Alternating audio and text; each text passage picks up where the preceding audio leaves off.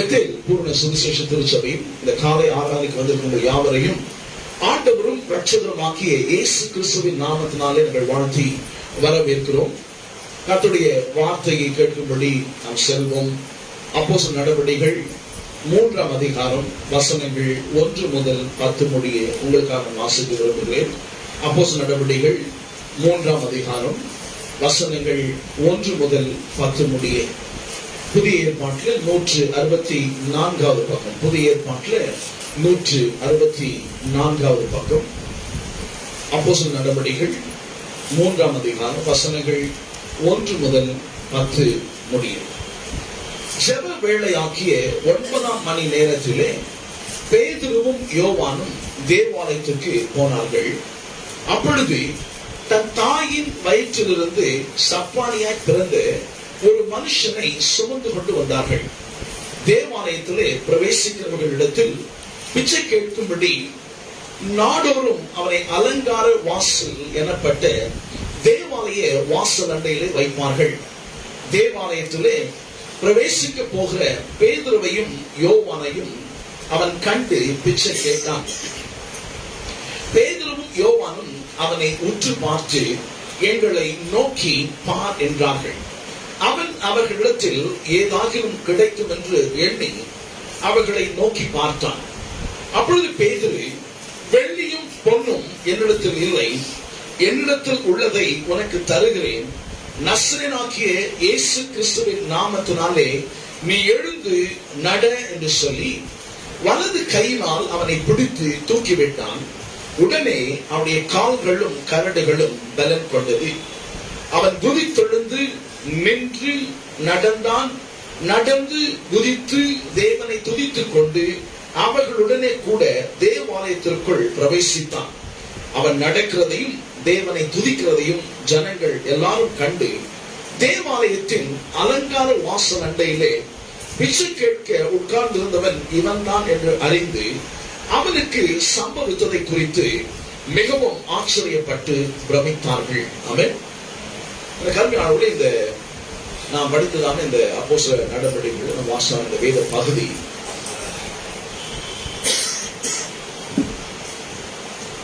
ஜெப வேளையாக்கிய 9ஆம் மணி நேரத்திலே பேதுரும் யோவானும் தேவாலயத்துக்கு போகிறார்கள். இந்த காலை வேளையில நம்முடைய செய்தி, நீ எழுந்து நட. எல்லாரும் சொல்லுங்க, எழுந்து நட. Arise and walk. Arise and walk. எழுந்து நட. இங்கே நாம் பார்க்கிறோம், நாம் படித்த இந்த வேத பகுதியில ஜெப வேளையாக்கிய 9ஆம் மணி நேரத்திலே பேதுரும் யோவானும் தேவாலயத்துக்கு போனார்கள். அப்பொழுது தன் தாயின் வயிற்றிலிருந்து சப்பானியாய் பிறந்த ஒரு மனுஷனை சுமந்து கொண்டே வந்தார்கள். தேவாலயத்தில் பிரவேசத்தில் பிச்சை கேட்கும்படி நாள்தோறும் அலங்கார வாசல் அண்டையில் அவனை வைப்பார்கள். அலங்காரமான வாசல் அண்டையில அலங்கோலமான ஒரு மனிதன். அலங்கார வாசல் அண்டையில அலங்கோலமான ஒரு மனிதன். இங்க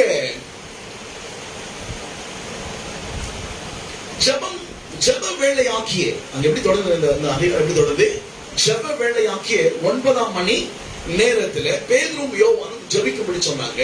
எனக்கு அருமையானவர்களே, ஜெபிக்கும்படியான ஒரு வழக்கமான நேரத்தை இயேசு கிறிஸ்துவின் சீஷர்களாய் இருந்த இவர்கள் கடைபிடித்தார்கள். ஜெப வேளையாக்கிய 9ஆம் மணி நேரத்துல எங்க போனார்கள்? அவங்க எங்க போனார்கள்? எங்க போனாங்க? ஜெபிக்கும்படி தேவாலயத்துக்கு போனார்கள். எனக்கு அருமையானவர்களே, திருச்சபைக்கு வருவதை நாம் வழக்கமாய் கொண்டிருக்கிறோம். ஆமென். திருச்சபைக்கு வருவதை நம்ம தடை பண்ணவே கூடாது. எந்த காரணத்தை கொண்டும் நாம் தேவ சமூகத்துக்கு வருவதை எந்த ஒரு காரணம் நம்மை தடை பண்ண கூடாது. என்று சொன்னால் தேவன் மனிதனை சந்திக்கிறதான ஒரு இடம். ஆமென். தேவன் மனிதனை ஆசீர்வதிக்கிறதான நேரம். தேவன் மனிதனோடு கூட பேசுகிறதான நேரம். சர்வ வல்லமுள்ள தேவன் நம்முடைய வாழ்க்கையை வளமாக்குறதான நேரம். சர்வ வல்லமுடைய தேவனுடைய ஆலோசனையை பெற்றுக் கொள்ளுகிற நேரம். நம்முடைய எல்லா பிரச்சனைகளுக்கும் முற்றுப்புள்ளி வைக்கிற நேரம். நம்முடைய கண்ணீர்களுக்கு ஒரு முற்றுப்புள்ளியை வைக்கிறதான நேரம். பிதாவாகிய தேவன் ஆண்டவராகிய இயேசு கிறிஸ்து மூலமாக கல்வாரி சிலுவையிலே அவருடைய பிள்ளைகளாகிய உங்களுக்கு எனக்கும் என்ன செய்து வைத்திருக்கிறான் என்பதை அறிந்து விசுவாசித்து நம்முடைய வாழ்க்கையில அவைகளை நடைபெற வேண்டும் என்று எதிர்பார்த்து அனுபவிக்கிற நேரம். ஆமென். விட்டுக்கூடாது. சபை கூடி வருதுல அநேக சபை கூடி வருவதை விட்டு விடுவோம், நீங்கள் விட்டு விடாதீர்கள் சொல்லி பவுல் சொன்னாரு. எனக்கு அருமையான இது ரொம்ப சாதாரணமான நேரம் அல்ல. இந்த திருச்சபை தேவ ஜனமாக நாம் கூடி வந்து தேவனை ஆராதிப்பது என்று சொல்லி அதாவது இது ஒரு மிகப்பெரிய ஸ்லாக்கியம். தேவன் நமக்கு கொடுத்திருக்கிற மிகப்பெரிய ஸ்லாக்கியம்.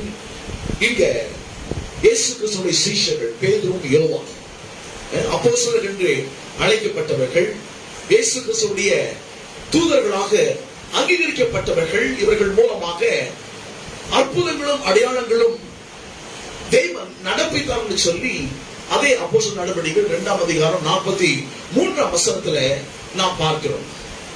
இந்த அப்போஸ்தலர் நடவடிக்கைகள் 3ஆம் அதிகாரத்துல வாசித்தான இந்த அற்புதத்தை லூக்கா இந்த சுவிசேஷத்தை எழுதின லூக்கா சுவிசேஷத்தை எழுதினவர் அப்போஸ்தலர் நடவடிக்கைகளும் எழுதியிருக்கிறார். அப்போஸ்தலர் நடவடிக்கைகள் எழுதினுடைய ஆசிரியர் பேர் லூக்கா. அவர் ஒரு மருத்துவர். 3 முக்கியமான காரியங்களை அவர் கருத்துல கொண்டுதான் இந்த அற்புதத்தை அவர் எழுதியிருக்கிறார். நாம் அற்புதத்தை சிந்திக்கிறதுனால நாம் தியானிக்கிறதுக்கான காரணம் என்ன அப்படின்னு சொன்னா, எங்கேயோ வேதாம காலத்துல அப்போஸ்தலர்கள் வாழ்ந்த காலத்துல நடந்த ஒரு சம்பவம் என்று நினைப்பதற்காக நம்ம தியானிக்கிற கால வேளையில எனக்கு அருமையானவர்களே, வேதம் சொல்றது இயேசு கிறிஸ்து நேற்றும் இன்றும் என்றும், இயேசு கிறிஸ்து நேற்றும் இன்றும் என்றும் மாறாதவரா இருக்கிறாரு. அன்னைக்கு அவர் அற்புதத்தை செய்வார் அப்படின்னு சொன்னா இன்றைக்கும் அவர் அற்புதத்தை செய்ய வல்லவரா இருக்கிறார். ஆமென். அன்றைக்கு இந்த தாயின் வயிற்றிலிருந்து சப்பானியாய் பிறந்த மனிதனை, 40 வயதுக்கு மேலுள்ள மனிதனை அவர் சுகமாக்குவான்னு சொன்னா இன்றைக்கு வாழ்ந்து கொண்டிருக்கிற உங்களையும் என்னையும் கூட அவரால் சுகமாக்க முடியும். ஆமென். அன்றைக்கு அந்த மனுஷனுக்கு ஒரு அற்புதத்தை செய்திருப்பார் அப்படின்னு சொன்னா இன்றைக்கு வாழ்ந்து கொண்டிருக்கிற உங்களுக்கு என்ன கூட கர்த்தர் நமக்கு அற்புதத்தை செய்ய வல்லவராய் இருக்கிறார். கருமையாளர்களே, ஒரு எதிர்பார்ப்பு வேண்டும். ஆமென். ஒரு எதிர்பார்ப்பு நமக்கு வேண்டும். ஏன் இந்த அற்புதத்தை நம்ம தியானிக்கிறோம்? 3 காரியங்களை லூக்கா சொல்றார். ஒன்று, அப்போஸ்தலர் 2:43 அவர் சொன்னாரு, அப்போஸ்தலர்கள் மூலமாக தேவன் அற்புதத்தையும் அடையாளத்தையும் செய்தான்னு சொல்லி அதை நிரூபிப்பதற்காக தான் இந்த 3வது அதிகாரத்துல தேவன் இந்த அப்போஸ்தலர்கள் மூலமா நடந்த ஒரு அற்புதத்தை தேவன் எழுதி வச்சிருக்கிறாரு. 2வது, பேதுரு பிரசங்கத்தை பற்றி நமக்கு பின்னாடி வாசிங்க அப்படின்னு சொன்ன 12ஆம் வசனத்துல வேதம் சொல்லுகிறது, இந்த மனுஷன் சுகமாக்கப்பட்டதுனால பாருங்க, 40 வருஷமா தாயின் வயிற்றுல இருந்து பிறந்தது வரை சப்பானியா அந்த மனுஷன், இவனுக்கு 40 வயசுக்கு மேல இவனுக்கு வேற ஒண்ணும் பண்ண தெரியாது. அவனுக்கு தெரிஞ்சதெல்லாம் பிச்சை எடுத்து, அவன் தெரிஞ்சதுனால அவனுக்கு தெரிஞ்சதுனாக்கா யாராவது 2 பேரும் என்ன பண்ணுவாங்க, காலையில தூக்கி கொண்டு போய் அந்த ஆலயத்துடைய வாசல்ல உட்கார வச்சுட்டு திருப்பம் அவன் நேரம் முடிஞ்ச சாயங்காலம் பொழுது போனவன அவனை பண்ணுவாங்க. 2 பேருக்கு தூக்கி வந்தவன அவனுக்கு தெரிஞ்சதெல்லாம் காலையில போய் என்ன பண்ணோம், தேவாலய வாசலண்டையில உட்காரணும். திருப்பி சாயந்தரம் என்ன பண்ண, அவனை கொண்டு வந்து அவனை கொண்டு வர உதவி செய்து 2 பேர் வேணும். அவருடைய வாழ்நாள் எல்லாம் 40 வயசு பிச்சை எடுக்க தவிர வேற ஒண்ணுமே தெரியாது. அவனுடைய எதிர்பார்ப்பெல்லாம் என்னன்னு சொன்னா, யாராவது உதவி செய்வாங்களா, யாராவது ஒரு 5 காசு போடுவாங்களா, யாராவது ₹1 கொடுப்பாங்களா, யாராவது ஒரு ₹10 கொடுப்பாங்களா. அவனுடைய எதிர்பார்ப்பு மொத்தம் அவ்வளவு. அவனுடைய எதிர்பார்ப்பு மொத்தம். அதுக்கு மேல அவன் ஒண்ணு சிந்திக்கிறேன் இல்ல, அதுக்கு மேல அவனை ஒண்ணு யோசிக்கிறேன் இல்ல. எனக்கு கருப்பினாலே இப்போ அப்போ இவனை நல்லா தெரியும், இவனை எல்லாருக்கும் நல்லா தெரியும். 40 வருஷமா எவ்வளவு வருஷம் பிச்சை எடுத்தா நமக்கு சொல்லப்படல. ஆனா அலங்காரமான ஒரு வாசல் கிட்ட அலங்கோலமா இருக்கிற மனுஷனை காணாத கண் இருந்திருக்கவே வாய்ப்ப கிடையாது. இவன் நல்லா தெரிஞ்சவன், அந்த ஊர் மக்கள் இவன் நல்லா தெரிஞ்சவன். அநேகர் என்ன பண்ணாங்க, பிச்சை போட்டுருக்காங்க. இவன் சுகமாக்கி நின்ற உடனே அவங்க சொன்னாங்க, இவனை எப்படி இவன் சுகமான, ஒரு பெரிய ஆச்சரியம் எல்லாருக்குள்ள. இவ்வளவு வருஷமா இவன் இதே இடத்துல தான் இருந்தான், நாம தான் அவனுக்கு பிச்சை போட்டவன், நல்லா நமக்கு தெரியுமே அப்படின்னு சொல்லி அவர்கள் ஆச்சரியப்பட்ட பொழுது அப்போஸ்தலர் சொன்னாங்க, என்ன ஏமா பாக்குற, எங்க சுய பக்தினாலாவது எங்கள் சுய சக்தினாலாவது இது நடக்குது சொன்னாங்க. இந்த அற்புதம், இவன் இந்த மனுஷன் சுகமாய் நிற்கிறானே, சர்வ தலை கால் சுகமாய் நிற்கிறானே, எங்களால ஆச்சு, எங்களை பார்க்காத, அப்போது சொன்னாங்க, எங்களால் இல்லை, எங்க சுய சத்தியம் இல்லை, எங்க சுய பக்தியும் இல்லை, நீங்கள் சிலுவையில் அறைந்து கொண்ட நசரேயனாகிய இயேசுவின் நாமத்தில இவன் சுகமாகி நிற்கிறான் என்று சொல்றாங்க. எனக்கு கருணாவுல பேதுரு பின்னாடி பாத்தீங்கன்னா பேதுரு ஒரு பிரசங்கத்தை பண்ணுகிறார். அவங்க கேட்கிறாங்க, எப்படி இவன் சுகமானான்? அழகா விவரிக்கிறார். நம்ம அதுக்குள்ள போறது இல்லை. அது மாத்திரமல்ல, ஏன் ஆதி திருச்சபையில கிறிஸ்தவர்கள் துன்புறுத்தப்பட்டார்கள் என்பதை காண்பிக்க இந்த சம்பவம் எழுதப்பட்டிருக்கிறது. ஆமென். முதல்ல அப்போஸ்தலனாலே தேவன் அற்புதங்கள் அடையாளங்களை செய்தார் என்பதை காண்பிப்பதற்காக, இரண்டாவது பேதுரு ஒரு பெரிய பிரசங்கத்தை பண்ணுகிறார். அதன் மூலமாக 3000 பேர் ரட்சிக்கப்படுறாங்க. அடுத்து திருச்சபை ஆதி திருச்சபையில அங்கே உபத்திரவம் தொடங்கிடுச்சு. அவர்கள் சிதறடிக்கப்பட்டார்கள். இங்க நாம் பார்க்கிறோம், பேதுரும் யோவானும் அவருடைய வழக்கப்படி ஜெபம் செய்வதற்கு தேவாலயத்துக்கு சென்றார்கள். 9ஆம் மணி நேரம் என்று போடுது. எப்ப போனாங்களா? 9ஆம் மணி நேரம். இந்த 9ஆம் மணி நேரம் ரொம்ப முக்கியம். 9ஆம் மணி நேரம் சொன்னா மத்தியானம் 3 மணி. மத்தியானம் தாவீது சொல்றான், அந்தி சந்தி மத்தியான வேளையில நானே குதிப்பேன் அப்படின்னு சொல்றான். அந்தினா காலையில 9 மணி, சந்தி அப்படின்னு சொன்னா 12 மணி, மத்தியானம் 12 மணி. அந்தி சந்தி, ஆமா சந்தினா ஈவினிங், ஈவினிங் 3 மணி ஆச்சுங்களா? 9, 12, 3 இந்த 3 வேளையும் ஜெபிப்பதை ஒரு வழக்கமா கொண்டு நான் நினைக்கிறேன். நாம கூட அந்த பழக்கத்தை எடுத்துக்கிட்டா ரொம்ப நல்லா இருக்கும். அருமையானவர்களே, ஒவ்வொரு 3 மணி நேரத்துக்கும் நாம் என்ன பண்ணோம்? தேவ சமூகத்துல ஜெபிக்கும்படியா அவரை கிட்டி சேர்ந்து அவரோடு கூட பேசும்படி ஒரு குறிப்பிட்ட நேரத்தை என்ன பண்ணோம் பாருங்க. ஒரு குறிப்பிட்ட நேரம் இருந்தது. நான் கேட்கிறேன், தேவனுடைய பிள்ளைகளாகிய நீங்கள், இயேசுவை விசுவாசிக்கிற நீங்கள், தேவனுக்கு உங்களுடைய வாழ்க்கையை கொடுத்திருக்கிற நீங்கள், உங்களுடைய வாழ்க்கையில கிரமமாய் ஜெபிக்கக்கூடிய ஒரு நேரத்தை ஒதுக்கி இருக்கிறீங்களா? இதனுடைய நேரம், இதனுடைய ஜெப நேரம், இது நான் தேவனோடு கூட உறவாடுகிற நேரம், இது நான் வேதத்தை வாசித்து தியானிக்கிற நேரம். யாரும் என்ன பண்ணக்கூடாது, நான் தனியா போய் என்ன பண்ண, தேவனோடு கூட நான் என்ன பண்ணணும், உறவாடக்கூடிய நேரம். அப்படி ஏதாவது ஒரு நேரம் வச்சிருக்கீங்க ஏன்னு சொன்னா, எல்லாத்துக்கும் நேரம் இருக்குது. எல்லாத்துக்கும் சாப்பிடுறதுக்கு நேரம் இருக்குது, தூங்குறதுக்கு நேரம் இருக்குது, விளையாடுறதுக்கு நேரம் இருக்குது, சீரியல் பார்க்கறதுக்கு ஹலோ இருக்குது, ஜபிக்கிறதுக்கு நேரம் இருக்கு. அவங்களை கேட்டு சொன்னா, ஜபிக்கிறது உங்க எந்த நேரத்துல ஜபிக்கிறீங்க அப்படின்னு கேட்டா கட்டு சொல்ல முடியுமா உங்களால? காலையில 5 மணிக்கு ஜெபிப்பேன். சாரி சொல்லிட்டாங்க. ஹல்லேலூயா. ஒருத்தர் சொல்றாங்க, நான் இருக்கிறேன். ஆமென். கர்த்தருக்கு ஸ்தோத்திரம். கர்த்தருக்கு நாம மகிமைப்படட்டும். எனக்கு கருத்தாண்டே அப்படியே பிள்ளைகளாக நாம் அவரோடு கூட உறவாட, அவரோடு கூட தனித்திருக்க, அப்படி சமூகத்தில் ஜெபிக்க, அப்படி வேதத்தை வாசிக்க, தியானிக்க ஒரு குறிப்பிட்ட நேரத்தை நாம் கண்டிப்பா நம்முடைய வாழ்க்கையில கடைபிடிக்கணும். அப்படி இல்லைன்னு சொன்னா நாம் இவ்வளவு நாள் கிறிஸ்துவ வாழ்க்கையை வாழ்ந்த பிரயோஜனமே இல்லை. எனக்கு அருமையானவர்களே, ஒருவேளை அப்படி அமைதி நேரத்தை ஒதுக்கி வைத்திருக்கிற உங்களுக்கான தேவனை துதிக்கும். ஒருவேளை அப்படி எல்லாம் நான் கேள்விப்படலைங்க, இப்படி இருக்குதா அப்படின்னு நீங்க ஒருவேளை கேட்பீங்கன்னு சொன்னா, இந்த காலை வழியில தேவ சமூகத்துல தீர்மானம் பண்ணுங்க. ஆண்டவரே, ஒவ்வொரு நாளும் நான் உங்களை சந்திப்பேன், ஒவ்வொரு நாளும் உங்களுடைய வேதத்தை நானே வாசிப்பேன், ஒவ்வொரு நாளும் உங்களுடைய வேதத்தை நானே தியானிப்பேன். உங்களுடைய ஆலோசனைகள் எத்தனை அருமையானவர்கள் என்று தாவீது சொன்னார்.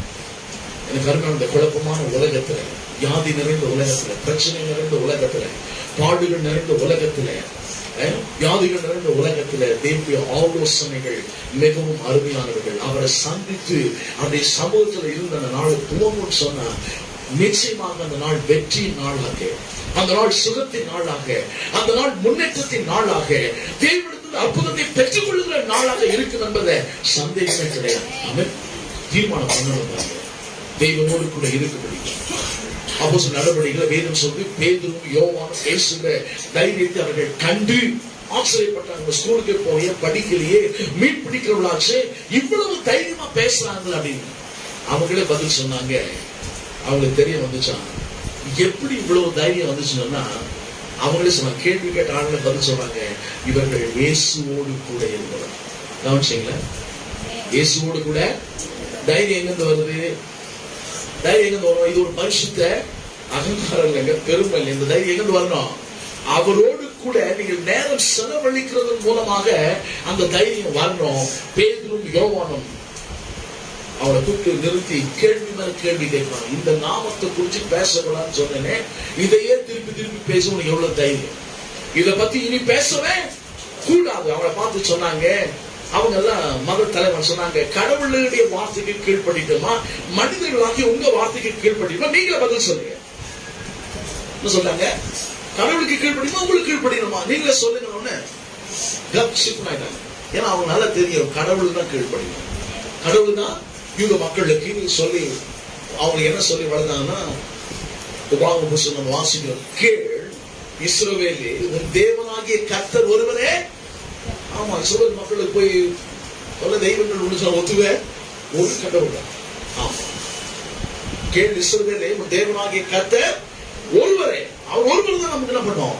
ஆராதிக்க வேண்டும். கருத்து ஒருவேளை நீங்க தேவ சமூகத்தில் தீர்மானம் பண்ணணும், நீங்கள் ஒவ்வொரு நாளும் தேவனை தரிசிக்காம, தேவனை சந்திக்காம, அவருடைய வார்த்தையை வாசிக்காம, அதை தியானிக்காம நம்முடைய எந்த வேலையும் நம்ம துவங்கவே கூடாது. நிறைய பேர் என்னதுக்கு வைராக்கியம். என் கூட ஒருத்தர் வேலை செய்தார். அவருக்கு 40 வயசுக்கு மேல ஆயிடுச்சு. வெள்ளை பேண்ட் வெள்ளை ஷர்ட் போடுவோம். வெள்ளை பேண்ட் வெள்ளை ஷர்ட். அவர் சொன்னாரு, என்ன நீங்க இப்ப பாரு வெள்ளை ஷர்ட் வெள்ளை பேண்ட். அவர் சொன்னாரு, கவர்மெண்ட் உத்தியோகம் கிடைக்கிறவங்க நான் வெளியில தான் இருக்கேன். என்ன சொல்றாரு? கவர்மெண்ட் வேலைக்காக நான் ட்ரை பண்ணுறேங்க, கவர்மெண்ட் வேலை கிடைச்சா நான் அந்த வெள்ளை போடுறத விட்டுடுவேன், கலர் போடுவேன்னு சொன்னாங்க. கவர்மெண்ட் வேலை கிடைச்சிச்சு அவருக்கு, கலர் ட்ரெஸ் போட. நிறைய பேர் சொல்றாங்க, நான் கவுச்சியே சாப்பிடுறது, கறியே எனக்கு ஒத்துக்காதுங்க, நான் கறியே தீர்மானங்க. ஒருத்தர் பண்ற தீர்மானங்கள் சொல்லுங்க. ஒரு சிலர் நான் செருப்பே போட மாட்டேன். ஒரு சிலர் சொன்னாங்க தீர்மானங்கள், செருப்பே போட மாட்டேன்னு சொன்னாங்க. ஒரு சிலர் சொல்றாங்கன்னாக்கா,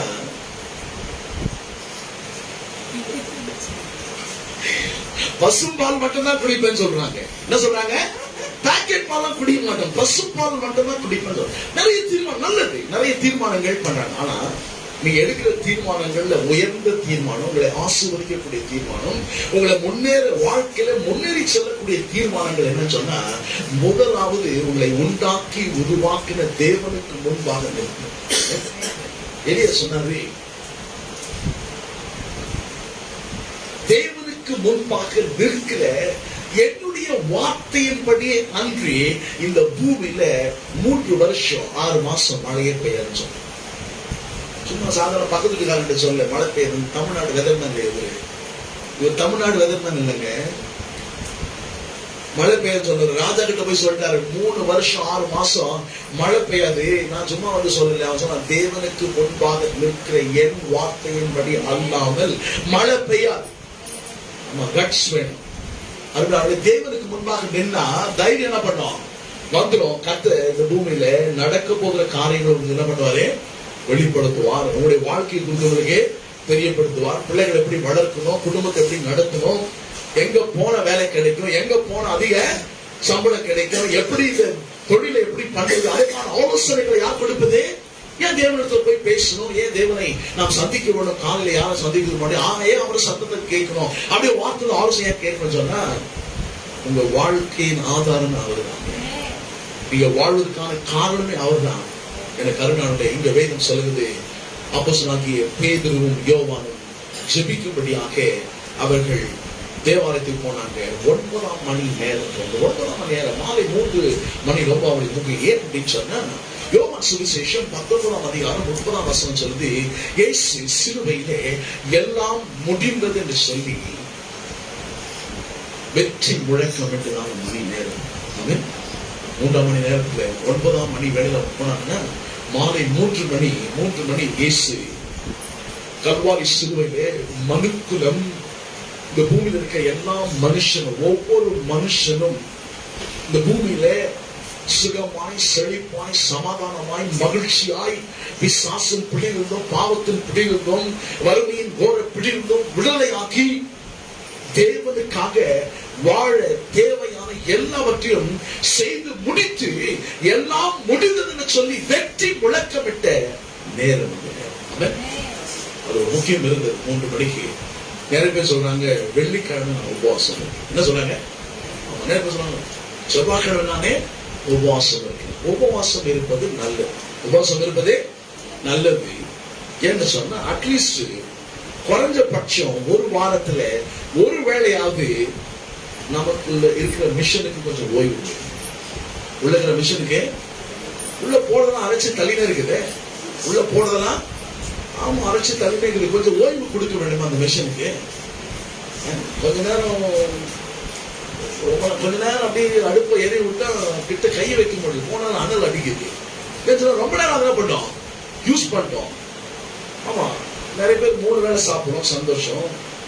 6 வேளை சாப்பிடணும் இருக்காங்க. வாரத்துல ஒரு நாள் உபவாசம் இருக்குது நல்லது. ஒரு நாள் முழுசும் சொல்லல, முதல்ல ஒரு வேளை உணவை ஒதுக்கி நீங்க துவங்கலாம். ஏன் அப்படின்னு சொன்னா இந்த ஒருவேளை உணவை ஒதுக்குறத உபவாசம் சொல்றோம். ஆனால் அந்த நேரத்தை வேதத்தை வாசிப்பதிலும் தேவனை தேடுவதிலும் ஜெபிப்பதிலும் செலவிட்டு அது உபவாசம். வெறுமனே உணவை ஒதுக்கிட்டு நான் உபவாசம் சொன்னா அது உபவாசம் இல்ல, பட்னி. ஹலோ, உபவாசம் தானே? உபவாசம் தானே? உபவாசம் கண்டிப்பா இருக்குனாங்க. அது நம்முடைய சரீரத்துக்கு நல்லது, தரத்துக்கு நல்லது. வாரத்துல ஒரு நாள்ல ஒரு வேளை, ஒரு நாளைக்கு 3 வேளை சாப்பிடறோம்னு வச்சுக்கோங்க. 7 3 21 21 வேளை சாப்பிடுறோம். அதுல ஒரு வேளை, நான் சொல்றது ஒரு நாள் இல்ல, ஒரு வேளை உணவை ஒதுக்கி அந்த உணவுக்கு பதிலாக சொல்லி மனுஷன் அப்பத்தினால் மாத்திரமல்ல தேவனுடைய வாய்ந்து புறப்படும் ஒவ்வொரு வார்த்தையினாலும் பிழைப்பான் என்று எழுதியிருப்படி இந்த சரீரத்துக்கு கொடுக்கிற உணவை கொஞ்சம் ஒதுக்கி ஆவிக்குரிய உணவு மன்னாவாகி இந்த வார்த்தை நம்ம என்ன பண்ணோம், உட்கொள்ள வேண்டும். தேவ சமூகத்துல காத்திருக்க வேண்டும், ஜெபிக்க வேண்டும். வேதத்தை ஆராய்ந்தீங்கன்னு சொன்னா அது உபவாசம். ஆமென். அது உடைய உள்ளான மனிதனை பலப்படுத்தும், உடைய உள்ளான மனுஷனை பலப்படுத்தும். தேவனுடைய காரியங்களை செய்வதற்கு உங்களை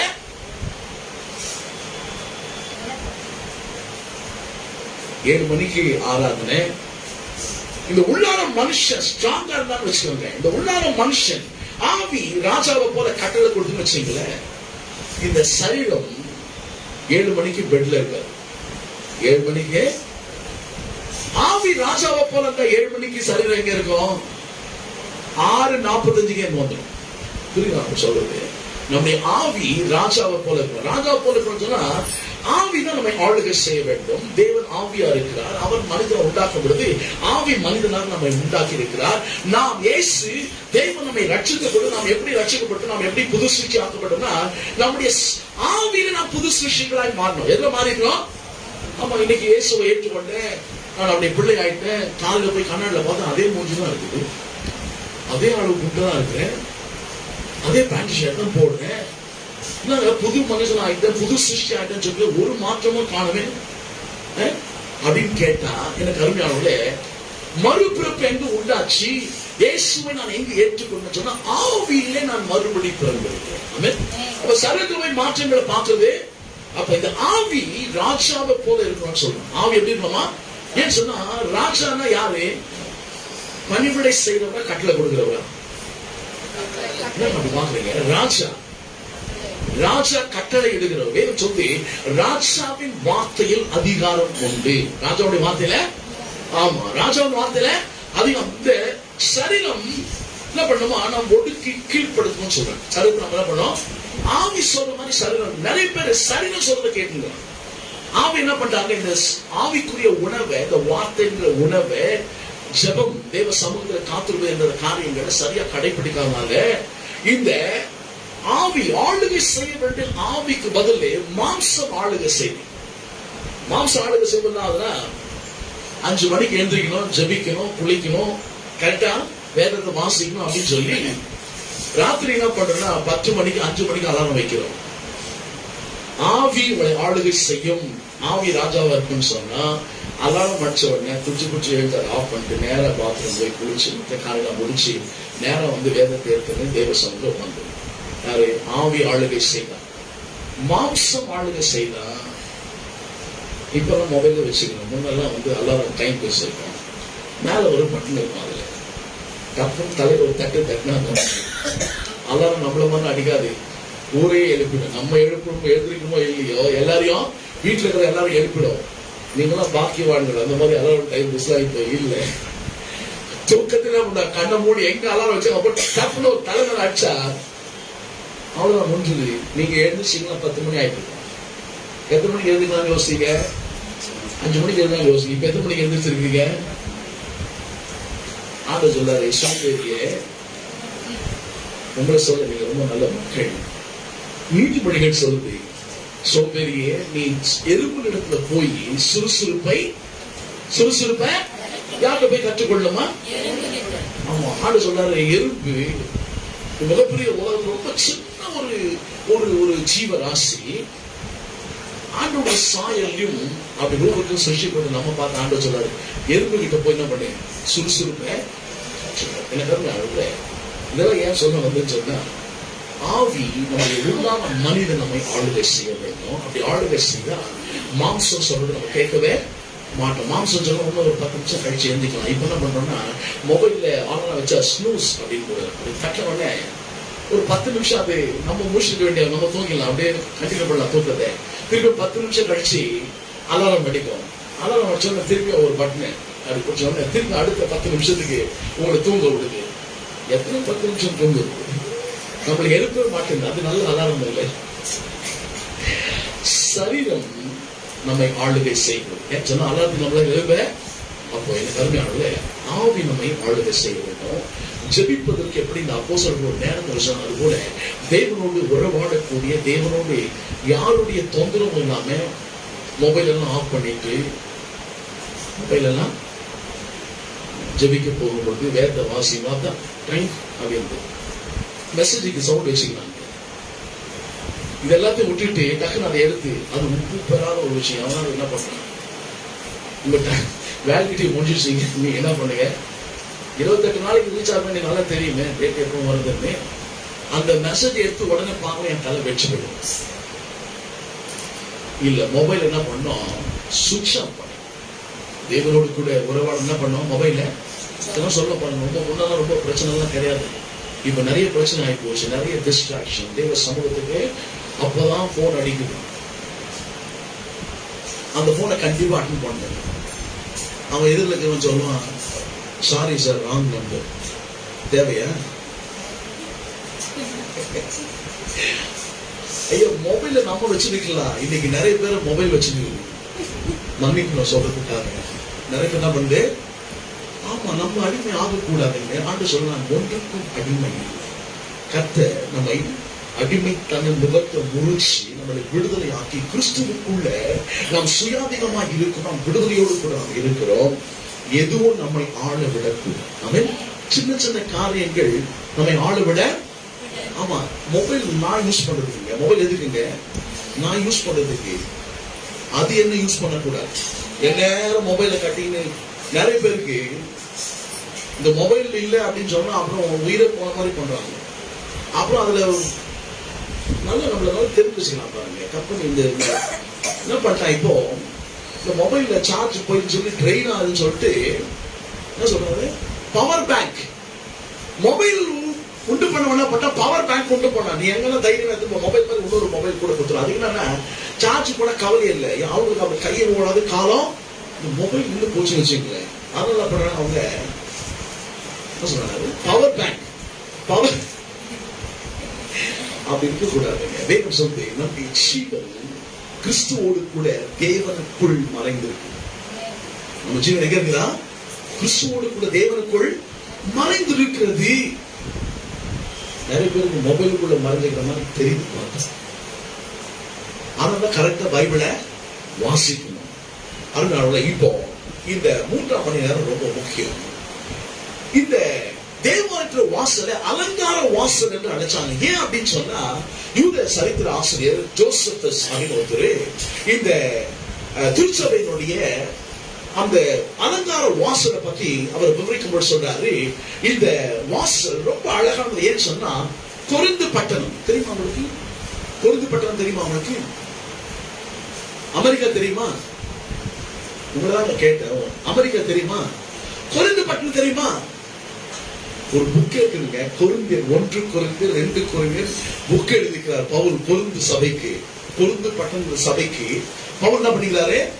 2 நிருபங்களை எழுதிக்கிறார். கொரிந்து தெரியல, கொரிந்துல இருந்து பித்தளையை கொண்டு வந்து அந்த மிகப்பெரிய 75 அடி உயரம் உள்ள 2 ரெட்ட கதவுகளை செய்து அந்த அந்த கதவுகளுக்கு அந்த இரும்பு அந்த பித்தளை அந்த கதவுகளுக்கு வெள்ளியும் தங்கத்தையும் கொண்டு மூடி இருக்காங்க. அதான் ரொம்ப அழகானது. பேர் என்ன? அந்த பேர் என்ன? அலங்கார வாசல். அலங்கார வாசல் உண்மையாக அலங்காரமா இருந்தது. ஆனால் அந்த அலங்கார வாசல் கிட்ட இந்த அலங்கோலமான மனிதனை கொண்டு வந்து உட்கார வச்சாங்க. ஏன்னு சொன்னா இவனை பார்த்து அல்ல, எல்லாருக்கும் அந்த அலங்கார வாசல் வழியா தேவாலயத்துக்கு போனோம்னு ஆசை. இவன் யோசிச்சான், நம்மளை யாரும் பார்க்க போறது இல்லை, இந்த அலங்கார வாசல் வண்டியில உட்கார்ந்தா இது உள்ள போகிறவர்களும் வருகிறவங்க ஏறணும், அதனால எனக்கு நல்ல பிழைப்பு உண்டாகும், எனக்கு நல்ல வருமானம் வரும், போகிற வருவர்கள் என்ன பண்ணுவாங்க, எனக்கு உதவி செய்வாங்க, ஏதாவது எனக்கு பணத்தை போடுவாங்கன்னு சொல்லி இந்த மனிதன் அந்த தேவாலயத்துடைய அலங்கார வாசல் வண்டியில உட்கார்ந்து.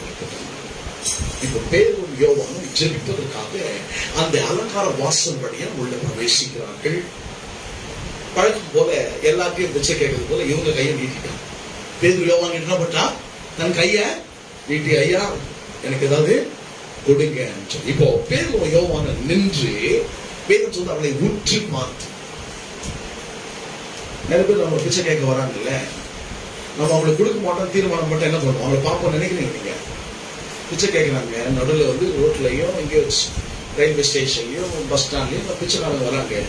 நம்ம அவங்கள இக்னோர் பண்றோம், அவளை தவிர்க்கிறோம். எப்படி? அவளை பார்க்கவே, அவளை பார்க்காத மாதிரி நம்ம வேற பக்கமா போக வேண்டியது.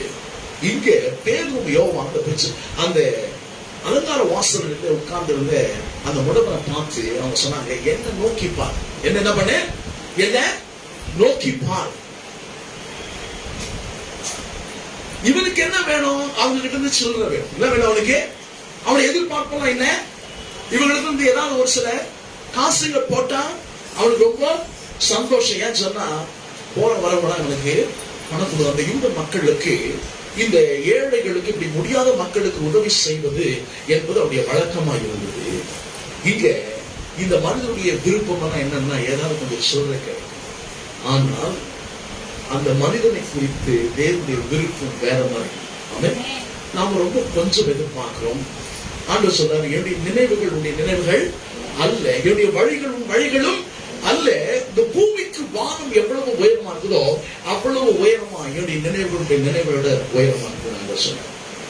இப்ப இவனுடைய விருப்பமெல்லாம் என்னன்னா, ஏதோ ஒரு 2-3 சொல்ற காசு கொடுத்தா எனக்கு போதும். ஆனால் இந்த மனிதனை குறித்த தேவனுடைய திட்டம், நோக்கம் வேற மாதிரி இருந்தது.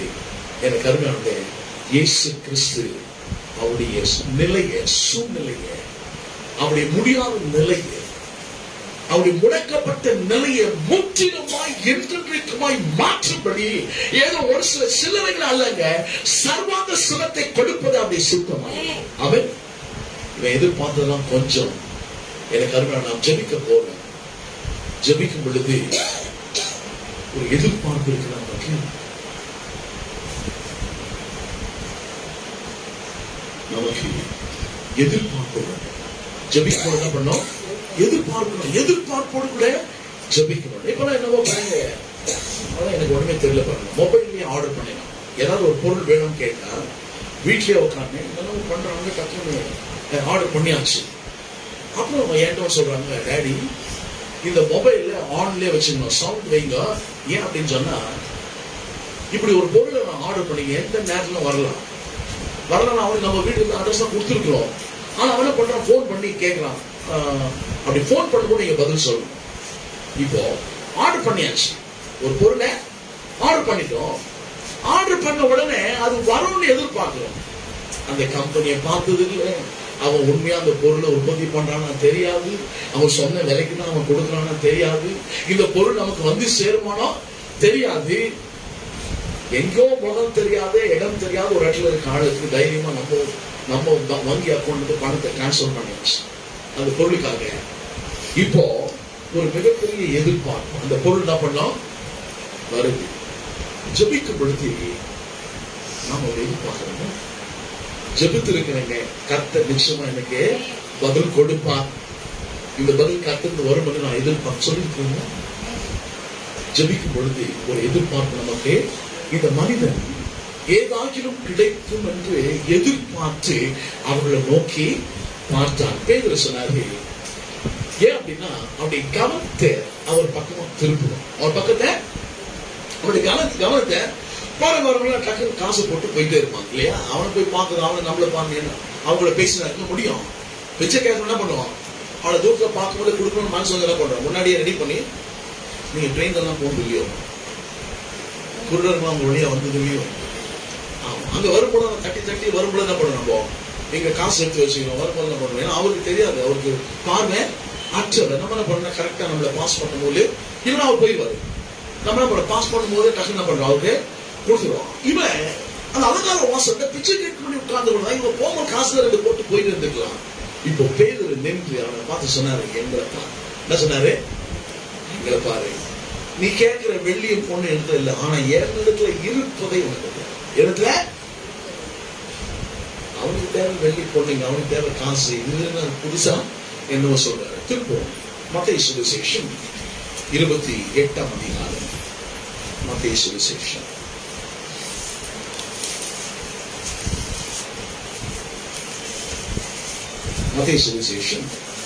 28ஆம் அதிகாரம் கடைசி வசனங்களை மத்தேயு சுவிசேஷம் 28ஆம் அதிகாரம்.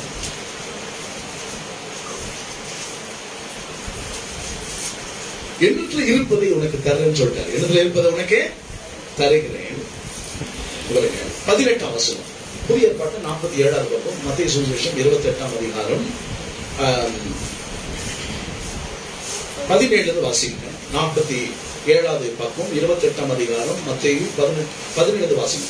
அங்கே அவர்கள் அவரை கண்டு பணிந்து கொண்டார்கள், சிலரும் சந்தேகப்பட்டார்கள். இயேசு உயிர் தெழுந்தவராக நம்முடைய சீஷர்களுக்கு நம்மை வெளிப்படுத்தினார். அவரை கண்ட நிறைய பேர் போய் அவங்க சொன்னா அவங்க விசுவாசிக்கவே இல்ல. உயிர் தெழுந்த இயேசுவை கண்டோம். எம்மாவூர் போற வழியில் 2 சீஷர்களுக்கு கூட இயேசு நடந்து போனார், உயிர் தெழுந்தவர் நம்மை காண்பித்தார். அவங்க போய் சொன்னாங்க. பேதுரு மறுபடியும் சொல்லிட்டா, நான் மீன் பிடிக்க போறேன், யாரெல்லாம் என் கூட வரீங்க? ஒரு சிலர் அவங்க கூட சேர்ந்து மீன் பிடிக்க போயிட்டாங்க. அவர்கள் கடல் இருக்கும்போது இயேசு கரையில நின்று ஒரு நெருப்பு மூட்டி அது மேல ஒரு சில மீன்களை வச்சு சுட்டு அவங்க சொன்னாங்க. அவங்களை பார்த்து சொன்னாங்க, மீன் பிடிக்கணும்னு போனா ஒரு மீன் கூட கிடைக்கல. படகு அமிழத்தக்கதாக வலை கிழியத்தக்கதாக மீன் பிடித்தது இயேசு உயிரோடு இருக்கிறது. 2 போட்டு குழப்பிக்கூடாது. காலியான படகு இயேசுல பேதுரு கொடுக்கிறான். இயேசு பிரசங்கம் பண்ணி முடிச்சிட்டு வலை கடனி போய் ஆழத்துல போடுன்னு சொன்ன பொழுது இயேசுவை பார்த்து பேதுரு சொன்ன, ஆண்டவரே, ராமுழுக்கு பிரயாசப்பட்டோம், உனக்கு கிடைக்கல, உங்க வார்த்தையின்படி நான் செய்யறேன்னு சொல்லி போட்டப்போ வலை கிழியத்தக்கதா படகு அமிழத்தக்கதா மீன்கள் பிடிச்சாங்க. இப்போ இந்த சம்பவம் யோவான் சுவிசேஷத்துல கடைசியில் எழுதப்படுது. உயிர் தெழுந்த இயேசு மீன் பிடிக்கலாம் போங்க, போனா வாங்கன்னு போயிட்டான். பேதுரு இயேசு அழைச்சு போய் சொன்னாரு, என் பின்னே வாருங்கள், உங்களை மனிதர்களை பிடிக்கலாம். ஆண்டவர் எது கூப்பிட்டார் அவங்கள? என் பின்னே வாருங்கள், உங்களை மனுஷரை. பேதுரு சொல்ற உடனே அவர்கள் தங்கள் வலைகளை அவங்க அப்பா கூட வேலை செய்யற வேலை ஆட்களோட விட்டுட்டு அப்படியே இயேசுவை பின்பற்றி வந்துட்டாங்க. இப்ப இயேசு மறிச்சுட்டாரு, அடக்கம் பண்ணியாச்சு. இப்போ பேதுரு சொல்றான், நமக்கு தெரிஞ்ச தொழிலை செய்வோம், என்ன பண்றது? மீன் பிடிக்க போறேன், யாருன்னா வரீங்க கூட? எல்லாம் கிளம்பிட்டாங்க ஒரு குரூப் 12. இப்போ இயேசு கரையில நெருப்பு போட்டு கறி நெருப்பு மூட்டி மேல மீனை வச்சு அவங்களுக்காக உணவு ஆயத்தம் பண்ணிக்கிறாரு. பேதுருலாம் கடல் இருக்கிறாங்க. இப்போ மீன் கிடைக்கல, இப்போ கூட மீன் கிடைக்கல. இப்போ இயேசு சொன்னாரு, இப்ப கொஞ்சம் ஆழத்துல தள்ளி வலைய போ. என்ன சொன்னாரு? ஆழத்துல தள்ளி இப்ப வலைய போட்ட உடனே வேதம் சொல்லுது 153 பெரிய மீன்களால வலை நிறைந்து போச்சு. முதல்ல வலை கிழியத்தக்கதாக படகு அமிழத்தக்கதாக மீன்கள். இயேசு உயிரோடு இருந்தது. இப்ப இயேசு மரித்து உயிரோடு கூட எழுந்துட்டாரு. உயிர் தெழுந்த கிறிஸ்து அவர்களுக்கு காட்சி கொடுக்கிறார். இப்போ சொன்னாரு, ஆழத்துல போடு சொன்னோன்னு அவங்களுக்கு புரிஞ்சுனாங்க யார் அப்படின்ட்டு. இப்போ மீன் பிடிப்பதற்கு முன்பாகவே இப்ப என்ன பண்ணிக்கிறாரு? நெருப்பு போட்டு அது மேல மீனை இவங்களுக்கு உணவு ஆயத்தப்பட்டு வச்சாங்க. இப்போ நீங்க பிடிச்ச மீன்களை சிலரை கொண்டு வச்சு அப்படின்னு அர்த்தம்னா, பேதுருவே, நீ போய் மீன் பிடிச்சு வாங்கணும்னு அவசியம் கிடையாது. இவங்களுடைய தேவைகளை நான் சந்திக்கிறேன். ஆமென். உடைய தேவைகளை சந்திக்க உன்னை அழைச்ச வேலையை நீ செய். உன்னை எதுக்கு அழைச்ச? மனிதர்களை பிடிக்கலாம் நான் மாற்றுவேன்னு சொன்ன. நீ பின்னாடி வந்தேன். நான் ஏதோ செத்து மண்ணோட மண்ணா போயிட்டே இல்லை, நான் உயிரோடு கூட இருந்திருக்கேன். ஆமென். எனக்கு அருகால நீங்கள் நானும் ஆராதிக்கிற தேவன் மரித்து மண்ணோடு போன தேவன் அல்ல, ராஜாவாக 3ஆம் நாள் உயிரோடு கூட எழுந்த இயேசு ராஜாவாக அரசாண்டு கொண்டிருக்கிறார். நீங்களும் நாம் அவருடைய பிள்ளைகளா இருக்கிறோம். வேதம் சொல்லுது, சிங்கக்குட்டிகள் காய்ச்சல் பட்டினியா இருக்கும், கர்த்தரை தேடுகிற எனக்கு ஒரு நன்மை இருக்கும். ஒரு நன்மை, கர்த்தரின் மேய்ப்பனா இருக்கிறார், நான் ஒரு நாளும் ஒன்றுக்கும் குறைவுபடுவது இல்லை சொல்லிட்டேன். கர்த்தரின் மேய்ப்பனா இருக்கு, அவர் என்னை மேய்க்கிறபடினாலே நான் ஒரு நாளும் ஒன்றுக்கும் ஒருபோதும் குறைவுபடுவதில்லை. ஒரு வீட்டு அறைகள் எல்லாம் துணிக்க வேண்டும் எனக்கு. நான் குறைகளை வாழ அழைக்கப்படலை, நான் நிறைவில் வாழ அழைக்கப்பட்டிருக்கிறேன். நான் ஆராதிக்கிறவர். வேதம் சொல்லி தேவன் நம்மை தொழுது கொள்ளுகிறவர்களுக்கு அவர் ஐஸ்வர்ய சம்பந்தராக இருக்கிறார். ஓட்டாண்டிகளை வாழக்கூடிய தேவன் நம்மை அவரோடு கூட சேர்த்துக்கிறார். அவருடைய ராஜ்யத்துக்குள்ள கொண்டு வரல, அவருடைய மந்தைக்குள்ள அழைக்கிற தேவனுடைய குடும்பத்துக்குள்ள கொண்டு வந்து நம்மை வைக்கவில்லை. ஓட்டாண்டியா தொட்டுக்க வலிச்சுட்டு வாழ்றதுக்கு எனக்கு அருகாளே அவரை தொழுது கொள்ளுகிற யாவருக்கும் அவர் ஐஸ்வர்ய சம்பந்தராக இருக்கிறார். பேதுரு சொன்னார், ஏற்கனவே அந்த ஆழத்துல வலைய போடு கேட்ட உடனே வேதம் சொல்லி சட்டையை எடுத்து இடுப்புல கட்டி தண்ணியில குடிச்சாங்க. பேதுரு எனக்கு அவங்களை உயிர் திறந்த இயேசு அநேகருக்கு காட்சி கொடுத்து கூட அவர்கள் நம்பல. இப்போ நம்ம அதை வாசம் பாருங்க, 17ஆம் வசனம் மத்தேயு 28:17 வேதம் சொல்லுகிறது, அங்கே அவர்கள் அவரை கண்டு பணிந்து கொண்டார்கள், சிலரும் சந்தேகப்பட்டார்கள். இப்ப இயேசு பேசுறார். அப்பொழுது இயேசு சமீபத்தில் வந்து அவர்களை நோக்கி, வானத்திலும் பூமியிலும் வானத்திலும் பூமியிலும் வானத்திலும் பூமியிலும் வானத்திலும் பூமியிலும் சகல அதிகாரமும் எனக்கு கொடுக்கப்படுது. யார் கொடுக்கப்படுகிறது? யார் பேசுறதுங்க? உயிர் தெழுந்த இயேசு பேசுறார். அவர் சொல்றாரு, அவர் சமீபத்தில் வந்து அவர்களை நோக்கி, யார நோக்கி? சீஷர்களை நோக்கி சொன்னாரு, வானத்திலும் பூமியிலும் சகல அதிகாரம் எனக்கு கொடுக்கப்படுகிறது. ஆகையால் நீங்கள் புறப்பட்டு போய் சகல ஜாதிகளை சீஷராக்கி பிதா குமாரன் பரிசுத்த ஆவியின் நாமத்தில் அவர்களுக்கு ஞானஸ்நானம் கொடுத்து, நான் உங்களுக்கு கட்டளை யாவை அவர்கள் கை கொள்ளப்படி அவர்களுக்கு உபதேசம் பண்ணுங்கள். இதோ உலகத்தின் முடிவு பருந்தும் சகல நாட்களிலும் நான் உங்களுடனே கூட இருக்கிறேன். வானத்தின் பூமியில் சகல அதிகாரம் யாருக்கும் கொடுக்கப்பட்டுச்சு? இயேசு கொடுக்க. அவர் சொன்னார், நீ போப்பா, நான் உன் கூட இருக்கேன். நான் உன் கூட எப்போ எது வேலை இருக்கிறேன்? நீ சாவர வேலை இருக்குன்னு சொன்னாரா? உலகத்தின் முடிவு பரியந்தம் சகல நாட்களிலும் நான் உன்னோட கூட இருக்கிறேன் அப்படின்னு சொல்லி இருக்கிறாரு. அதே மத்தேயு சுவிசேஷம், லூக்கா சுவிசேஷம் 9ஆம் அதிகாரத்தில் வரும். லூக்கா சுவிசேஷம் 9ஆம் அதிகாரம் 1-2 வசனங்கள்ல இயேசு ஏற்கனவே அவர் உயிரோடு இருக்கும்போது இவங்களுக்கு ட்ரைனிங் கொடுத்திருக்கிறாரு. என்ன பண்ணிருக்கிறாரு? ட்ரைனிங். லூக்கா 9ஆம் அதிகாரம் 1-2 வசனங்களை உங்களுக்கு நான் வாசிக்கிறேன். புதிய ஏற்பாட்டில் 93ஆவது பக்கம். லூக்கா சுவிசேஷம் 9ஆம் அதிகாரம் 1-2 வசனம். அவர் தம்முடைய 12 சீஷரை வரவழைத்து சகல பிசாசுகளை துரத்தவும். எவ்வளவு பிசாசு?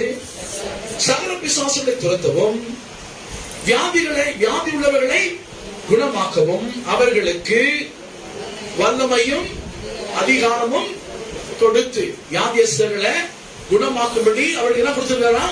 வல்லமையும் அதிகாரமும் கொடுத்து தேவனுடைய ராஜ்யத்தை குறித்து பிரசங்கிக்கவும் பிணியாளிகளை சொஸ்தமாக்கவும் அவர்களை அனுப்பினார். இப்போ பேதுரு இந்த முழவனை பார்த்து சொன்னாரு, நீ எதிர்பார்க்கிற ஒரு சில சில்லறை காசு என்கிட்ட இல்ல, ஆனா என்னிடத்தில் உள்ளதை உனக்கு தருகிறேன். எனக்கு உள்ளதே உனக்கு என்ன இவர்கிட்ட இருந்தது அப்படின்னு சொன்னா, அடுத்த வசனம் சொல்லி அவனை பார்த்து சொன்ன, உற்று பார்த்து சொன்னார்ல, உற்று பார்த்தோன்னு அவன் பேர் சொன்னாரு, நசரேயனாகிய இயேசுவின் அதிகாரமுள்ள நாமத்தில் எழுந்து நடன்னு சொன்னாரு. அது மட்டுமல்ல, அது சொல்லிதான் பரவாயில்ல, அவன் கையை பிடிச்சு தூக்கி விட்டுட்டான். அவன் கையை பிடிச்சு தூக்கிட்டார். 40 வருஷமா தாயின் கருவிலிருந்து சப்பானியாய் வெளிப்பட்ட மனுஷன் 40 ஆண்டுகளுக்கு மேல இதுவரைக்கும் ஒரு அடி கூட எடுத்து வைக்கல, ஒரு முறை கூட நடந்தது இல்லை. எல்லாரும் நடந்ததை பார்த்து என்னைக்காவது நம்ம நடக்க முடியுமான்ற அதெல்லாம் நம்பிக்கைலாம் இழந்து போய் ஏதோ கிடைக்கிற சில்லறை காசுல வாழ்க்கையை நகர்த்தலாம் சொல்லி வாழ்ந்து கொண்ட அவனை இப்போ பேதுரு சொன்னார், என்னிடத்துல இருக்கிறதை உனக்கு நான் தருகிறேன். உங்களுக்கு என்ன இருக்குது? உங்ககிட்ட என்ன இருக்கு? பேதுருக்கு என்ன இருந்தது? இயேசுவின் நாமம் இருந்தது. இயேசுவின் நாமம். அவனை பார்த்து சொன்னாரு, என்னிடத்தில் உள்ளதை உனக்கு தருகிறேன், நசரேயனாகிய இயேசுவின் நாமத்தில் எழுந்து நீ நட என்று சொல்லி அவனை கையை பிடிச்சு தூக்கிட்டான். எழுந்து நட. வேதம் சொல்லுது உடனே. சொல்லுது அவன் பேதுரு மாமி சுகவீனமா இருந்தா, ஜுரமா இருந்தா, வேதம் சொல்லி இயேசு அந்த வீட்டுக்குள்ள நுழைஞ்சி அவளை தொட்ட உடனே அவள் ஜுரம் அவளை விட்டு நீங்கிட்டு. ஏற்கனவே இயேசு இதெல்லாம் பண்ணிக்கிறார். இப்ப இயேசுடைய சீஷர்கள் இப்போ அப்போஸ்தலர் நடவடிக்கையில ஆதி திருச்சபையில் இப்ப இறங்கியவங்க இயேசுடைய பணியை தொடராங்க. இப்போ வேதம் சொல்லுது அவனை கையை பிடிச்சி தூக்குற உடனே 40 வருஷமா விளங்காத கை கால்கள் விளங்க ஆரம்பிச்சு. 40 வருஷமா செயல்படாத அந்த கால்களை கரங்கள் செயல்பட ஆரம்பித்து விட்டது. வேதம் சொல்லுது அவன் எழுந்து நின்று நடந்து குதித்து தேவனை துதித்தவனாய் அவன் தேவாலயத்துக்குள்ள சென்றான். நீங்க கேட்கலாம், ஐயா அவன் முடமா இருந்தா அவன் சுகமாயிட்டாங்க, எனக்கு அதுக்கு என்ன சம்பந்தம்? எனக்கு அதனால என்னுடைய வாழ்க்கையினுடைய பல பகுதிகளில் நாம் முடமாக்கப்பட்டிருக்கிறோம். முன்னேறி செல்லக்கூடாதபடிக்கு, தழைக்க முடியாதபடிக்கு, பெருக முடியாதபடிக்கு, வேண்டிய ஆசீர்வாதங்களை அனுபவிக்க முடியாதபடிக்கு, வியாதி நீங்கி சுகமாக்கப்படாதபடிக்கு முடக்கப்பட்டிருக்கிறோம். அதனால அன்றைக்கு அந்த முடவனுக்கு பேதுரும் யோவானும் அவசியப்பட்டது. என்று சொன்னா அன்னைக்கு பேதுரும் யோவானும் சொன்னாங்க, நசரேயனாகிய இயேசுவின் நாமத்தில் எழுந்தே நடன்னு சொல்லி அவனை தூக்கி விட்டான். இன்னைக்கு நீங்களும் நாமும் பேதுரும் யோவானும் போல இருக்கிறோம். சிலுவைக்கு பின்பு நம்ம வாழ்ந்து கொண்டிருக்கிறோம். வேதம் சொல்லுது, வானத்திலும் பூமியிலும் சகல அதிகாரம் எனக்கு கொடுப்பது, அதே அதிகாரம் நான் உங்களுக்கு கொடுத்திருக்கிறேன். இந்த கருணால சொல்லணும், எழுந்து நட, முன்னேறி செல். வேதம் சொல்லுது, தாவீது கர்த்தருக்குள் தன்னை திடப்படுத்திக் கொண்டான். யார் உங்களை திடப்படுத்தி, யார் உங்களை கட்டி கொடுத்து முன்னேறி சொல்ல ஆளுன்னா நீ என்ன பண்ண? இயேசுவின் நாமத்துல ஜாஷுவா முன்னேறி செல். விடமாக்கி ஒரே இடத்துல உட்கார்ந்துடாத, முன்னேறி செல். தெய்வம் உன்னோடு கூட இருக்கிற, அவர் உன்னை பலப்படுத்தி உனக்கு சகாயம் செய்வார். கர்த்தர் உனக்கு உதவியா உன் பட்சத்துல உனக்கு உதவி செய்ய அவர் உன்னோடு கூட இருக்கிறார். அவர் மாறாதவரா இருக்கிறார். ஆமென். கருநாள் இந்த காலை வேளையில அன்றைக்கு எப்படி ஒரு சில பணங்களை கிடைக்கும் என்று எதிர்பார்த்த அந்த விடவனுக்கு அவருடைய வாழ்க்கையை முற்றிலும் தலைக்கலாம் மாற்றக்கூடிய ஒரு அற்புதத்தை தேவன் செய்தார். அதுபோல இந்த காலை வேளையில உங்களுடைய முடமாக்கப்பட்ட நிலையிலிருந்து உங்களை தூக்கி நிறுத்துவதற்கு, நீங்கள் முன்னேறி செல்ல விடாமல் உங்களை தடுத்து உங்களை முடமாக்கி ஒரே இடத்துல உட்கார வைத்துக் கொள்ளுங்க. அந்த காரியங்களிலிருந்து, அந்த சூழ்நிலை கர்த்தர் உங்களை தூக்கி எடுக்கும்படியா நான் உங்களுக்கு சொல்றேன், நசரேயனாகிய இயேசுவின் நாமத்துல எழுந்து நட. இயேசுவின் நாமத்துல எழுந்து முன்னேறி செல். நசரேயனாகிய இயேசுவின் நாமத்துல சுகமாக்கப்படு. வியாதி நீங்க சுகமாயிரு. எல்லா கடலிலிருந்து வெளியே வான்னு சொல்லி கட்டளைப்படுகிறது.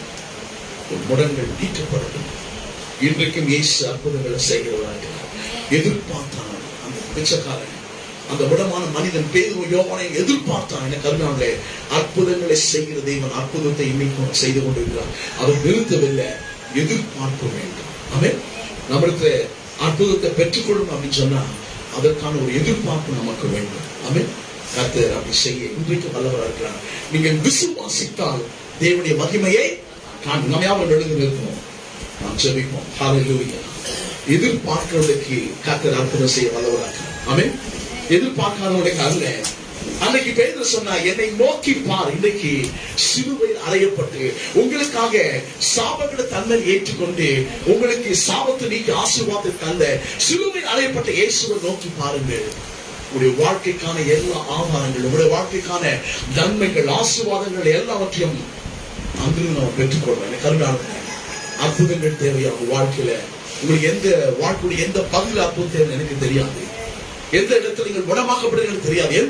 எந்த இடங்கள்ல வாழ்க்கையில எந்த பகுதியில் நீங்கள் முன்னேறி செல்ல விடாம உங்களை மடக்கி போட்டு பிசாசு எனக்கு தெரியாது. எந்த இடங்கள்ல தடைகளை வைத்திருக்க எனக்கு தெரியாது. தேவனுக்காக எழுந்து பிரகாசிக்க கூடாதபடிக்கு, தேவனோடு கூட நேரம் செலவிட முடியாதபடிக்கு, தேவனுடைய சமூகத்தில் காத்திருக்க கூடாதபடிக்கு, தேவனுடைய ஆழங்களுக்குள்ள செல்ல முடியாதபடிக்கு, தேவனுடைய வார்த்தையை ஆராய்ந்து, தேவனுடைய வார்த்தையை தியானித்து, தேவனுடைய வார்த்தையோட அளவிடப்பட முடியாத செல்வங்களை எடுத்து இந்த பூமியிலே அற்புதமான ஒரு வாழ்க்கையை தேவனுடைய நாமத்துக்காக மகிமையான ஒரு வாழ்க்கையை வாழ முடியாதபடி உங்களை தடுத்து நிற்கிற எல்லா காரியங்களையும் காலை பொழுது இயேசுவின் நாமத்திலே கர்த்தர் உடைத்திருந்த ஒரு வாழ்க்கையில அற்புதத்தை செய்யும்படி நாம் தேவனை நோக்கி பார்ப்போம். எல்லாரும் ஜெபிப்போம். எல்லாரும் வாயை திறந்து ஜெபிப்போம். கேட்கிற எவனும் பெற்றுக் கொள்வான்னு வேதம் சொல்லி, கேட்கிற எவனுக்கும் கொடுக்கப்படும், கத்துக்கிற எவனுக்கும் திறக்கப்படும், தேடுகிற கண்டடைவான்னு வேதம் சொல்லுகிற கருணாவிலே உங்களுக்கும் தேவனுக்குமான நேரம், உங்களுக்கும் தேவனுக்குமான நேரம், உங்களுடைய அற்புதங்களை பெற்றுக் கொள்வதான நேரம் இது. உங்களுடைய அற்புதங்களை பெற்றுக் கொள்கிற நேரம். உங்களுடைய வாழ்க்கையிலே உங்களுடைய எந்த பகுதி உங்களுக்கு அற்புதம் தேவை, கர்த்தர் உங்களுக்கு என்ன செய்ய வேண்டும் என்று விரும்புங்கள். குருடரை பார்த்து ஆண்டவர் கேட்டாரு, நான் உனக்கு என்ன செய்ய வேண்டும் என்று இருக்கிறாய். எனக்கு கருணாவில வாயை திறந்து சொல்லும், ஆண்டவரே இந்த இடத்துல என் வாழ்க்கையில இந்த பகுதியில என் வாழ்க்கையில இந்த காரியங்கள எனக்கு ஒரு விடுதலை வேண்டும், எனக்கு ஒரு அற்புதத்தை நீங்க செய்யலாம் ஆண்டவரே. என் வாழ்க்கையில இந்த அற்புதத்தை செய்து இயற்கைக்கு அப்பாற்பட்ட விதத்துல ஒருவேளை இந்த குருடனை போல தேவன் நமக்கு கொடுப்பது காட்டு ரொம்ப சாதாரணமான காரியங்கள் கிடைச்சா போதும் நம்ம நம்பி இருக்கிறார். எனக்கு கருணாவில ஆண்டவர் சொல்றாரு, நீ அவருடைய பிள்ளை, அவருடைய ரத்தத்தால் உன்னை கிரயத்துக்கு கொண்டிருக்கிறார், உனக்காக ஜீவனையை கொடுத்திருக்கிறார். ரோமர் எழுதின நிருபத்துல பவுல் சொல்றாரு, உயிரையே கொடுத்த தேவன் வேற எந்த நன்மைகளுக்கு கொடுக்காமல் இருக்க முடியும்? எல்லாவற்றையும் கொடுக்காமல் ஆய்வுள்ளவர் கேட்கிறவன் பெற்றுக் கொள்ளலாம். Hallelujah, hallelujah, hallelujah. O zamana kala shida como roka sana, yabuda ura sama kala via kala, yapura kima suna kala mana. அற்புதங்களை செய்யக்கூடிய வல்லமை ஆண்டவரே, எங்கள் முழுவதும் வியாபரித்திருக்கிறபடி நமக்கு நாங்கள் நன்றி செலுத்துகிறோம். அற்புதமாய் எங்கள் மத்தியிலே வெளிப்படுகிறபடி நாங்கள் நன்றி ஆண்டவரே. வாழ்க்கைகள் குணமாக்கப்படணும் செபிக்கிறோம் ஆண்டவரே. ஆண்டவரே, வாழ்க்கைகளில் முன்னேற்றங்கள் உண்டாகட்டும் செபிக்கிறோம். உறவுகளில் மேம்பாடு உண்டாகட்டும் செபிக்கிறோம் தாவே. ஓ வாழ்க்கையில் ஆண்டவரே, வாழ்க்கை தரங்கள் முன்னேற்றம் செபிக்கிறோம். குடும்ப உறவுகள் முன்னேற்றம் தாவே. கர்த்தர் அற்புதங்களை செய்ய முடியாத செபிக்கிறோம். பிள்ளைகளை வாழ்க்கையை கத்தாவே ஆண்டவரே, அவளுக்கு இயற்கைக்கு அப்பாற்பட்ட விதத்தில் ஆண்டவரே உம்முடைய விருப்பத்தின்படி ஆண்டவரே மகா பெரிய காரியங்களை செய்ய முடியாத செபிக்கிறோம் தாவே. இயற்கைக்கு அப்பாற்பட்ட காரியங்களை செய்ய செபிக்கிறோம். ஒவ்வொரு குடும்பத்தில் ஆண்டவரே அற்புதங்களை செய்த ஆண்டவரே, இன்றைக்கு நீர் அற்புதங்களை செய்கிற தெய்வம், இன்றைக்கு நீர் அதிசயமானவர், இன்றைக்கு உடைய பிள்ளைகளை நேசிக்கிறவர், இன்றைக்கு ஆண்டவரே நீர் சிங்காசனத்தை வீற்றிருக்கொண்டு சொல்லி ஆண்டவரே அதை நிரூபிக்க முடியாத செபிக்கிறோம். சமூகத்தில் வந்த ஒவ்வொரு தேவ ஜனத்துக்காக, பிள்ளைக்காக, குடும்பத்துக்காக, அந்த வாலிப பிள்ளைகளுக்காக, சிறுவர்களுக்காக, பெரியவர்களுக்காக செபிக்கிறோம். தேவனுடைய வல்லமை ஒவ்வொரு மீது இறங்கி வரட்டுனால செபிக்கிறோம். தேவனுடைய அபிஷேகம் ஒவ்வொரு மீது இறங்கி வரட்டுனால செபிக்கிறோம் தாவே. ஓ இந்த பூமியில் எமக்கு சாட்சிகளாய் வாழ, உங்களுடைய நாமத்தை உயர்த்தி பிடிக்க, உங்களுடைய நாமத்தை எங்கள் நெற்றியில் எழுதப்படுது சொல்லி ஆண்டவரே. பூமியின் ஜனங்கள் ஆண்டவரே, நாங்கள் உமக்கு சொந்தமானவர்கள் என்று அறிந்து கொள்ள கர்த்தருடைய வாழ்க்கைகளை வளமாக்கும்படி நாங்கள் செபிக்கிறோம். உயர்வை கொடுக்கும்படி செபிக்கிறோம். அற்புதங்களை செய்யும்படி நாங்கள் செபிக்கிறோம். உங்களுடைய பிள்ளைகளை கண்ணீரை துடைக்கும்படி செபிக்கிறோம். வியாதியை நீக்கும்படி செபிக்கிறோம். பொருளாதாரத்தில் முன்னேற்றங்களை உண்டாக்கும்படி செபிக்கிறோம். குடும்பங்கள் தடைக்கட்டும், குடும்பங்கள் செழிக்கட்டும் நாங்கள் செபிக்கிறோம். கர்த்தர் பெரிய காரியங்களை செய்கிறார். நீர் அப்படி செய்வதற்காக நன்றி ஆண்டவரே. நீர் அப்படி செய்வதற்காக நன்றி ஆண்டவரே. எங்கள் வாழ்க்கையில் அற்புதங்களை செய்திருக்கிறபடி நான் நன்றி ஆண்டவரே. ஓ உமக்கு நன்றி, நன்றி, நன்றி, நன்றி. இயேசுவின் நாமத்தில் பெற்றுக்கொள்கிறோம் கர்த்தாவே. இயேசுவின் நாமத்தில் சுகத்தை பெற்றுக்கொள்கிறோம். இயேசுவின் நாமத்தில் விடுதலை பெற்றுக்கொள்கிறோம். இயேசுவின் நாமத்தில் சமாதானத்தை பெற்றுக்கொள்கிறோம். இயேசுவின் நாமத்தில் பொருளாதார ஆசீர்வாதங்களை பெற்றுக்கொள்கிறோம். இயேசுவின் நாமத்தில் கர்த்தாவே ஆண்டவரே, குடும்பத்தில் கர்த்தாவே முன்னேற்றங்களை பெற்றுக்கொள்ள, தொழில முன்னேற்றங்களை பெற்றுக்கொள்ளுங்க கர்த்தாவே. ஒரு மாபெரும் உடைப்பு, ஒரு முன்னேற்றம், ஒரு ஆசீர்வாதம், இயற்கைக்கு அப்பாற்பட்ட நன்மைகளுடைய பிள்ளைகள் வாழ்க்கையில் உண்டாகட்டும் நாங்கள் சொல்லிக்கிறோம். கர்த்தர் பெரிய காரியங்கள் செய்கிறாக. மலை மேல் இருக்கிற பட்டணமாக, விளக்கு தண்ணி மேல் இருக்கிற விளக்காக உன்னுடைய பிள்ளைகளை மாற்றும்படி நாங்கள் செபிக்கிறோம். கர்த்தர் பெரிய காரியங்கள் செய்கிறார். நாம மாத்திரம் பயன்பட்டு செபிக்கிறோம். துதிக்கான மகிமையை அவனுக்கு செலுத்துகிறோம். இயேசுவின் நாமத்தில் செபிக்கிறோம் நல்ல பிதாவே, ஆமென். நம்முடைய கர்த்தராகிய இயேசு கிறிஸ்துவின் கிருபையும் பிதாவாகிய தேவனுடைய அன்பும் பரிசுத்த ஆவியானவருடைய அந்யோன்ய ஐக்கியமும் பாதுகாப்பும் பராமரிப்பும் நம் அனைவரோடும், நம் நேசிக்கும் நம்முடைய குடும்பத்து மக்கள் ஒவ்வொருவரோடு கூட இன்றும் என்றுமாய் நிலைத்திருப்பதாக எல்லா தெய்வ ஜனங்களும் சொல்வோம். ஆமென், ஆமென்.